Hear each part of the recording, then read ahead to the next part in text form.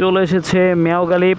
এই বাইকটা ও যে সুন্দর মডিফিকেশন করছে, জাস্ট পিছন থেকে যদি আপনি খেয়াল করেন, চাকা যেটা দেখতেছেন এটা কিন্তু মোটেও স্টক টায়ার না, স্টকে থাকে 140 সেকশনের টায়ার। ও লাগাইছে অ্যাপোলো আলফা এইচন 150 সেকশনের টায়ার। পিছনের পাদানি ও যে পা রাখছে ওইটা, ফুটরেস্ট, তারপরে হচ্ছে নাম্বার প্লেট, সব কিছুই মোটামুটি মডিফিকেশন করছে।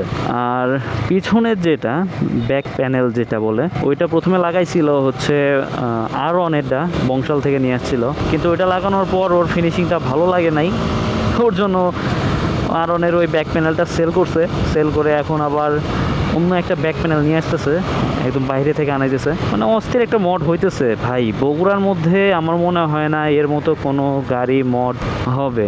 তো যেটা বলছিলাম, এর আগের ভিডিওতে আপনারা এই বাইকটা দেখছেন, আমি এইভাবেই দেখাইছিলাম, তখন যা যা দেখছেন এখন কিন্তু আর মোটেও তা নাই।